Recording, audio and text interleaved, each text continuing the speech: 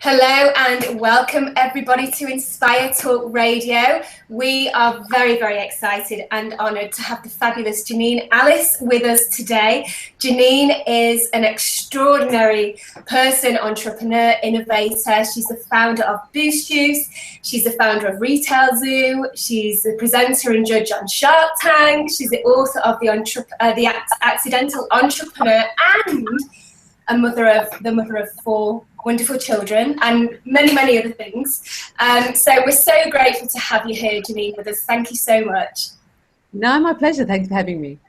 Absolutely. So what I'm going to do first of all is hand us over to Federico Ree, our co-host. He's going to tell us a little bit about what InspireTalk is, and then we will jump in and have a fantastic chat with you, Janine. Perfect. Done. I can't express how excited I am to be here today speaking to the Janine Allis, and I've got lots of questions to ask Janine. Now, just for the viewers, so that everyone knows what InspireTalk is in a nutshell, it is an online radio show broadcasted all around the world on Google Hangout. Our aim is to educate, inspire, and also empower the business entrepreneurial community and hopefully give them some golden nuggets, something to take away to help them realise their goals, ambitions within their careers. So without saying too much more, perhaps I might shoot across the very first question to Janine, which I've been hanging out to ask for quite a while. Janine, firstly, thank you for joining us. And my question really pivots around your vision and going back to the very early years of your business venture and the early years of your startup, and perhaps even going back further into your childhood.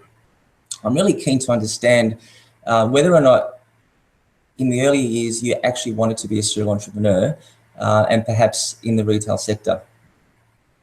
No, not at all. No, I certainly wasn't one of those people that wanted to sell lemonade at a lemonade stand or even think about a business. I mean, probably to give you a bit of a context, I was brought up in the eastern suburbs of Melbourne in pretty lower to middle Australia, and no one in my school went to university. That's just not what you did. The school went to year 11. The school was a tech school which was designed to create trades. So people basically left school at 16 and started in the workforce. That's what you did. And so there wasn't even any consideration of anything beyond that. So I didn't know anyone who owned a business. Actually, no, I knew one person whose father was a butcher. That was the closest we could get to any sort of business. And so there was no budding sort of, what do I want to do? I want to sort of grow my own business. I actually did want to go. I did want an adventure though. So I basically worked 4 or 5 jobs to save enough money to travel around the world, which I did. So I left when I was 21 and I told my poor mother that I was going to go for 3 months, and I came back 7 years later with a 2-year-old. So it was certainly an absolute blast and a journey. It was fantastic. I did it, but it was actually probably when I came back as a single mum with 0 money in my pocket, in actual fact, -0, and had debt, that I started working again and started forging a career. And it was actually on the birth of my 3rd child that I actually really did not want to work for someone again, and really that was probably when it was into my 30s, early 30s, I think it was 32. That I wanted my own business. Look, you've certainly had an extraordinary career, without a doubt. And I guess my question still around vision is, how important is vision for any aspiring entrepreneur, for that matter, in order to achieve that ultimate success that you've accomplished in your career? Look, vision's really important, but vision's not something complicated. So, for us, the vision was to create at the time there was nothing out there that had anything healthy. So, for me, it was, as a consumer, I wanted something that I could go out and actually get something genuinely healthy that tasted great. So the vision was to really create something that people on the run could actually be healthy. And even today, which I think is even more so, where the rates of obesity have never been higher, our vision is to try and make being healthy easy. But also not shove down people's throat kale, because people actually love the taste of fruit and vegetables, and we've got these great concoctions that taste great. So that was, and also choice. I mean, like my mother, who is 80, has very different dietary needs than my 17-year-old son, who trains every night at sport. So, and so what we do at Boost is it's really that variety, and that was my vision to have. I really hate people telling me what I can and can't do, and so I don't believe we should tell people that they have to eat a certain way. But I think it's important to have choice. So with choice and information, and so that was the vision, to have choice and information. Then we went down to even simpler.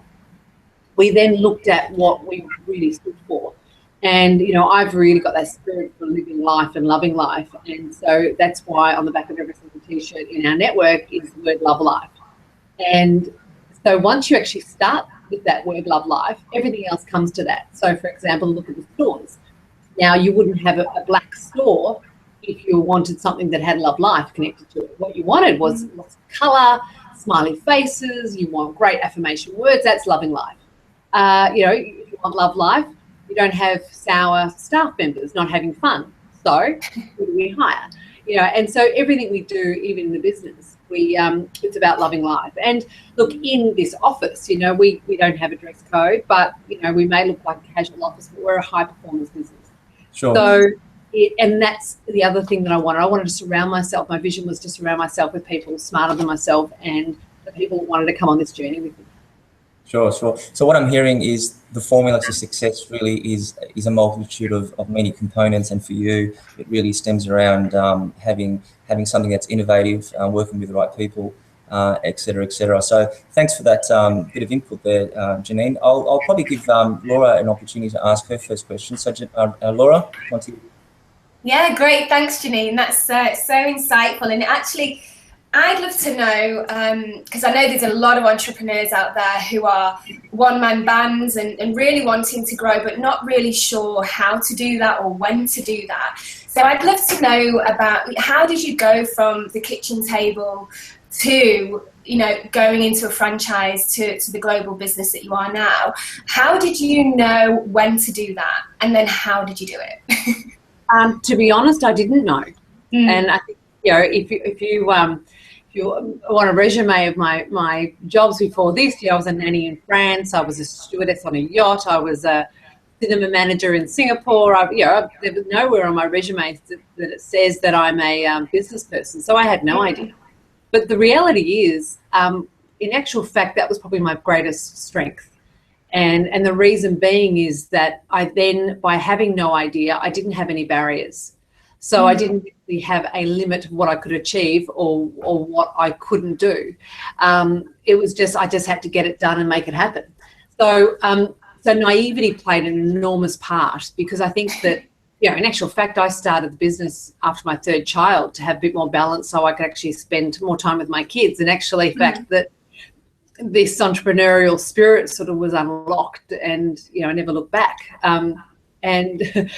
And certainly the thought of working part-time for 30 hours a week while I raised 3 young children under 5 certainly got blown out to working 120 hours a week and seeing my children rarely. That's the reality. And that's the reality. If people sort of think that they get into business and they immediately want to take a salary and then they're fooling themselves. Don't do business. I would never invest in someone who's not prepared to give it all. We had to sell our family home. We had to, I spent 3 months a year away to build the business. There was a lot, we worked ridiculous hours. There was, I didn't take a salary for 3 years and we took not a cent out of the business for 5. Now that's the reality of growing a successful business. It's not about, it's calling yourself a founder or a entrepreneur and having a fast car. It's actually about moving back with your parents. It's very unfair.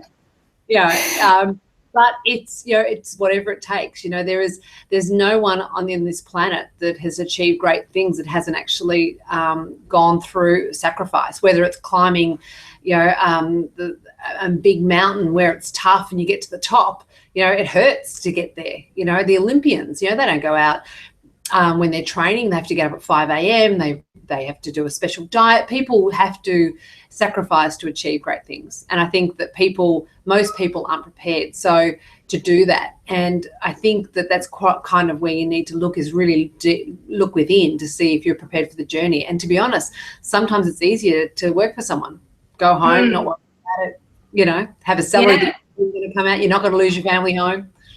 Yeah, absolutely, and I love your honesty, because that is the reality of it. It's not, you know, oh, I'm just going to start my business and then in 6 months it's going to be thriving, and you know, it's just not like that.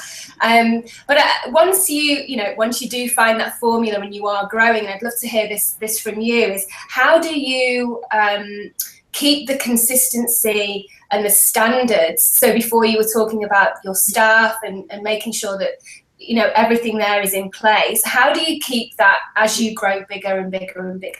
Yeah, look, it's you know, technology helps enormously. You know, in the early days, there was no way of checking whether a store trained their staff or not. You know, these days we can actually see on every store in Australia around the world how many staff have actually read the training, are aware of the marketing. So technology really helps. But really, it's really kind of common sense, because I remember sitting there actually as we were growing, going that same question: how do we have this vision of love life, we have this vision of generosity, we have this vision of doing retail different. How do I instill that in all the stores? And I thought, well, what if I put a sign up and tell the customers and reminded the people in store that that's what you have to do? So every single store, even today, has this sign that says guarantee, and it says, you know, paraphrasing, you come to Boost and you'll get a great tasting product that is made fresh with smiling people, and if we haven't created that for you, let us know and we'll fix it.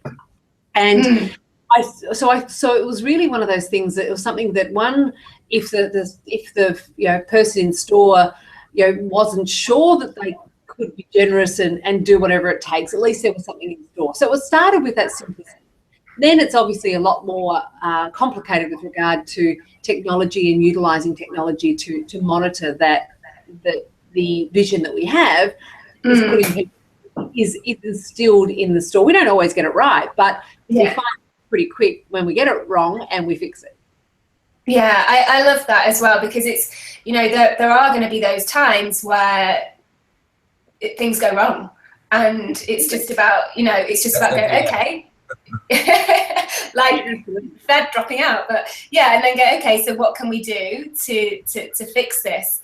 Yeah, I love that. Thank you so much for sharing that. I'm going to pass you back over to Fred, because I know he's got a couple more questions for you. Thanks, Janine. Perfect timing, Janine and Laura. With things going wrong, I've just experienced that with technology right as we speak. Now, with every success story, Janine, obviously there's the other side to the coin, and you've mentioned sacrifice. I also want to introduce the words failures and setbacks and all those obstacles that you would overcome. What was your experience in the early years with regards to those struggles and challenges that you faced in trying to get sort of that rocket off the ground? Look, I think that all those words that you used, I think that there's some summed up in learning. You know, I didn't kick myself very hard when I made a mistake for the first time, but if I continue to make those mistakes, then I was a fool. So I made sure that, you know, along the journey you're learning every day, and every time you make a mistake it costs money. And so I was constantly creating spreadsheets or creating systems to fill those holes when those holes appeared.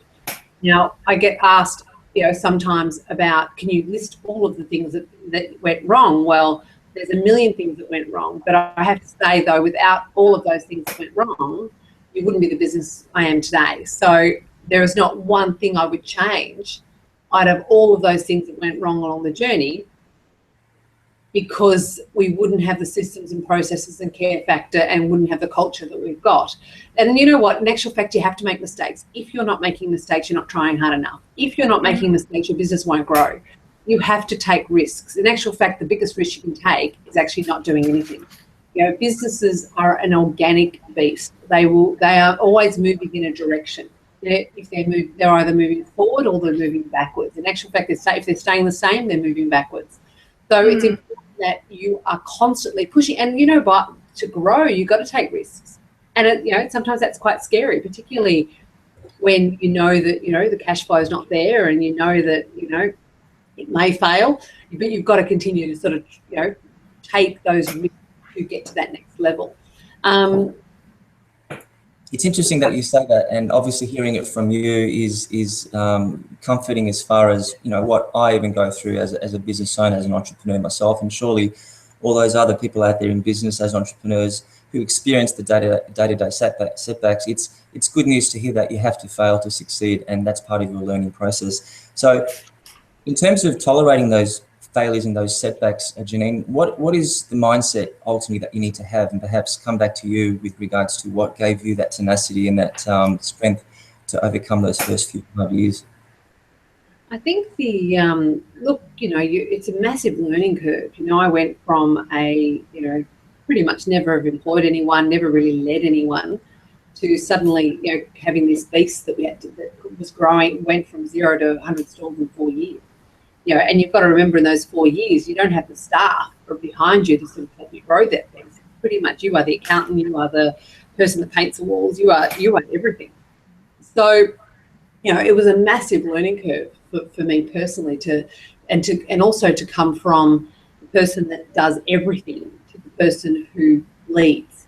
And so, there's very few business owners or founders or entrepreneurs, in that fact, that can actually start a small business and grow it to a big business, because you're a different type of person that can run a big business than it is a small business. So you have to change along the way. You have to use the mirror a lot to actually adjust to be able to be that founder. I think a great Australian example of that is Graham Turner from Flight Centre, who literally started his business from a dot and has done an amazing job to be the billion-dollar business it is today.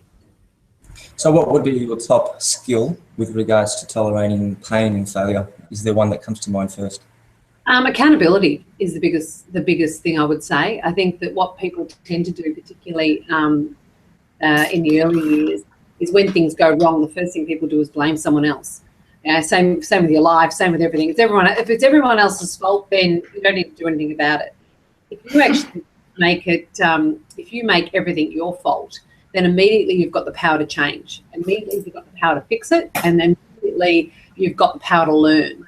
As soon as it is not your fault, then it's all over. Because you just, if I turn around and say, oh gee, our sales are down this week, it was the government, it was petrol prices, it was wet weather, well then you go, oh, well, it's not our fault, so might as well sit there and wait for something else externally to change.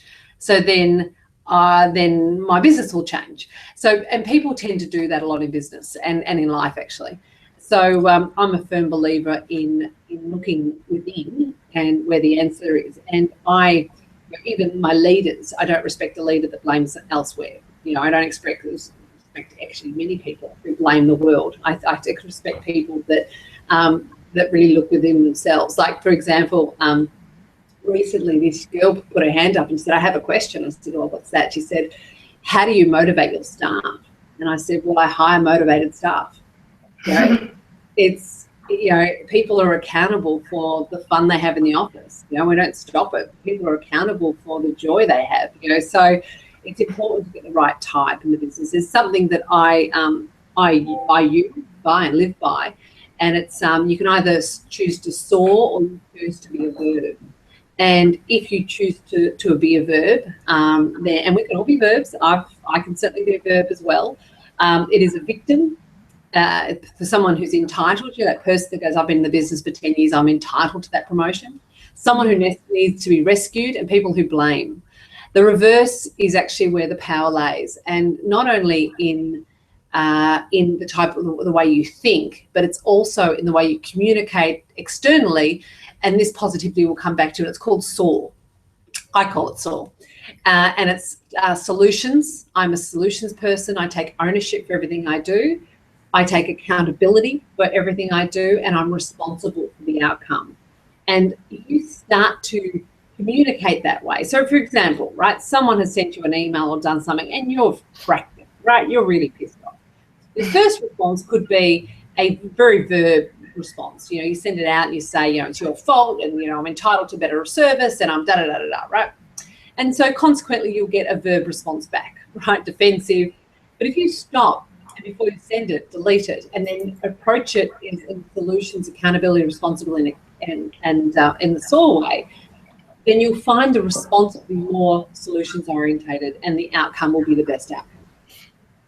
That's fantastic advice, Janine, and it's an excellent insight. And I guess being accountable means having control over the matter and doing something about it, rather than expecting someone else to necessarily fix it. You're in charge, especially if you're a leader. Now, we do have a number of questions coming in from the public, and perhaps I might give Laura an opportunity to send you the first question, Janine. Laura, on to you. Yeah, sure. Thanks, Janine, for sharing all of that. So interesting. So I've got a question from Sarah McKay in Sydney, and she's asked, she says that her biggest fear is being seen. And so I'm a public speaking coach, so I've worked with Sarah, and one of her things is about how can she put herself on camera and on video and stop herself from feeling so vulnerable and dealing with the tall poppy syndrome. She would like to know, do you have any advice for her? Look, it's an interesting one, because that's something that's quite deep within us. You know, I do some public speaking, and whether I'm speaking in front of one person or 100 people, I get incredibly nervous. I think that quite often, though, when people get that nervous, they tend to try and be someone else. So what they'll do is they'll go, everyone will think I'm this person. So that's some part of that fear is, or I'm going to get up there and they're going to think I'm stupid, or I'm going to stutter with words or whatever. I always find the best where I got to end up being quite a decent speaker was I just owned it. You know, I owned my mistakes. I owned the fact that I make up words. And you know what? I went on there and I was just me. And I think that love yourself and just be happy that the people have asked you to talk or get on a stage or whatever it is, they've asked you to be there. So if they've asked you to be there, they've asked you for a reason. They want to see you and they want to know you. So I think the first thing I would say to Sarah is be comfortable with her. And you know what? If you stuff it up, it's funny. You know, don't take yourself so seriously. Everyone stuffs it up. You know, everyone does. I went on stage once, and my daughter ran on stage when she was 2 years old and lifted my skirt up. You know, and you know, it wasn't pretty. You know, so just own it. You know, and people are, everyone's faulty. Everyone is, and people want to see that other people are too. So you know, I think in some respects, you know, just being happy with who you are and go up there and be what it is. Yeah, absolutely. I think that's great advice, and owning that mistake, because people don't want to see perfection, because none of us are. And yeah, I think that's fantastic advice. Thank you. Now I have a question from Alicia from all the way from sunny New Zealand. Oh, I probably shouldn't say sunny, but her question is, with such a busy schedule, how do you actually, what's your productivity secret? My productivity, I'm a believer in there's no such thing as life balance, or there is, but it comes in clumps. So I firmly believe, you know, 20 to 30 is the time in your life where you're discovering who you are and having fun, and it's sort of very carefree. 30 to 40 is where you're climbing your Everest. You know, it's a time when, you know, for me, there was no life balance. Actually, at one point, I was thinking, God, I'm not spending any time with the family, and I ended up reading the whole Harry Potter series to my boys just so I could, you know, spend time with them. So, yeah, 30 to 40 is are normally that climbing the Everest. 40 to 50 is you should be more on the rudder than the you know, on the oars. So, yeah, going back to the question, how do I manage it? I now am in a great position that I have a business, that I have some fantastic people around me. If you've got a business, your biggest job to give you productivity and give you a life is to do yourself out of a job. You know, hire great people that can actually push you out of the seat so you can actually have a life. You can go on holidays and not think that the business is going to fall apart. I do my own hours, so I will work till 12 o'clock in the morning if I want to. You know, I make sure that I don't have any appointments before 11 o'clock, and I make sure I do yoga every morning. I try and have, you know, Mondays off. So so basically what I'm saying is use your diary to control your life. You know, in every single January, I look at the year and I go, where are my spikes? What am I looking forward to? So in January, I'll plan a yoga retreat somewhere. I'll plan a whole family holiday, and I'll actually scatter them through the year in January while I'm still sort of starting the year. So I know I have my spikes. So what I'm saying, I suppose the answer is plan it. You know, your diary is your guide, and you know, make sure you ensure you have great spikes in your year, Because if not, another year goes by, and all you've done is nothing. So hearing you speak, and with my own experience, really, it's about hiring people to make yourself redundant. Is that right? Absolutely. And in actual fact, the people under you should be doing that too. And that is how your business grows. Cool. Fantastic advice, Janine. We've probably got room for one more question from our viewers. And Laura, do you have one? Yes, I do. I've got one from Jess, and she says, how do you stay on track? And I guess it kind of links with what you've just mentioned, but how do you stay on track when you're also a mum? And I know your children are a little bit older now, but how did you juggle that in the beginning with being a mum to 4 children and growing your business at the same time? Yeah, I think, set yourself up to succeed is one of them. So I made sure that when I had my office, it was, the first 2 years I actually worked from home. So I could sort of, when they came home, I had great support. My mum was fantastic. My mum came to my house every day to help, which was, I've only got one mum. I didn't know she was so special. Apparently she's very special. And so, location. So when I actually did move into an office, it was within 3 kilometres of my home. And their school was within 3 kilometres. So, and then running my diary. So I made sure that, I followed if there was a sporting event, if there was anything at school, then I made sure I was there for them. But I also got rid of the guilt. I never was guilty about not getting involved in school. I didn't never do canteen duty. I never did anything with my kids. In actual fact, with the school, but I was there for the children. So, I was there for the Christmas pageants. No matter how painful they were, I was there. So again, it's about running your diary, But you know what? I was absolutely the woman that they hung out with to feel good about their parenting. I was the one that the kids went to school in the wrong uniform. I was the one that I took my kids to school and there was no school, Yeah, so with balancing everything, sometimes things fall through the crack, but you know what? I always believe that women get so caught up in this guilt business that I honestly believe that I'm a better mother because I'm a happier woman. I'm a happier woman because I do what I love. And so I don't feel guilty about that. And I also think the kids they've had a really interesting journey and been all over the world. And my office has always had a toy box in there. And I do have still a little girl. I have older kids, but I've got a little 8-year-old. And, I haven't seen my business and personal life separate. It's all evolved. Our conferences that we have every year, my kids come. My kids are as comfortable in my office as they are at home. So, I think as much as you can, you integrate. There is no work and family. It's all integrated. And sometimes that works, and sometimes it's a horrible mess. But you work it out. Yeah, absolutely. And I completely agree with you there. There's no separation. Life is life, and it all comes together. I don't have children yet, but I've got all of that to come. So yeah, I think just go with the flow and deal with what comes up and do your best. And don't be guilty. Don't be guilty about the life you lead and the choices you make. Kids are robust. They're not. You don't put them in cotton wool, and they need to have some independence. And yes, I was very lucky to have my mum, and still are lucky to have my mum to give me the help I need. But it's. Sometimes, life's a pendulum, and sometimes you get it wrong, and sometimes it's all out of control and things fall through cracks, and other times it's fine. But, that's what makes life exciting. Absolutely.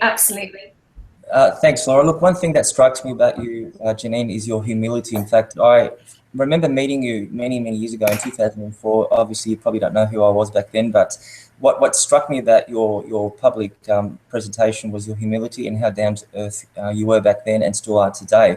And I guess for the viewers, based on what you've said today, I've got a number of golden nuggets here. We call them golden nuggets because I believe that they are valuable tokens for our viewers to take away and to help them maybe build their own careers or businesses. So some of my favorites that I've basically circled here a few times include having an entrepreneurial spirit. It's pretty much the fuel to your car. Sacrifice. Accountability. use your diary effectively and plan, and again, being humble. And I think humility goes a long way in this world of business, but also being decisive and confident. So I've got one last question to ask you, Janine, and it really comes down to establishing your brand online. And obviously you've got a deep knowledge of that. What advice would you give aspiring entrepreneurs, those that are wanting to establish their product or their service or their own personal identity online? Yeah, look, it's a moving target, and so whatever advice I give this minute, it's probably changed within the next minute. So, for example, Facebook was for many people a great way to get traction. Now you're lucky to get 2%. You're lucky to reach 2% of your total audience in Facebook now, without paying an absolute fortune. Which, good on them for finding the financial model. But it makes it very difficult for people who are building their business using Facebook. And the reality is, Instagram and all of those will follow suit, because at the end of the day, they're also a business. They're not a charity organisation. I think the key thing with online is be interesting, and the best way to get traction is to do it organically. And so you have to not, if you start to preach to people, then people will switch off. If they feel like it's some sort of community and you're giving them valuable information, then they'll switch on.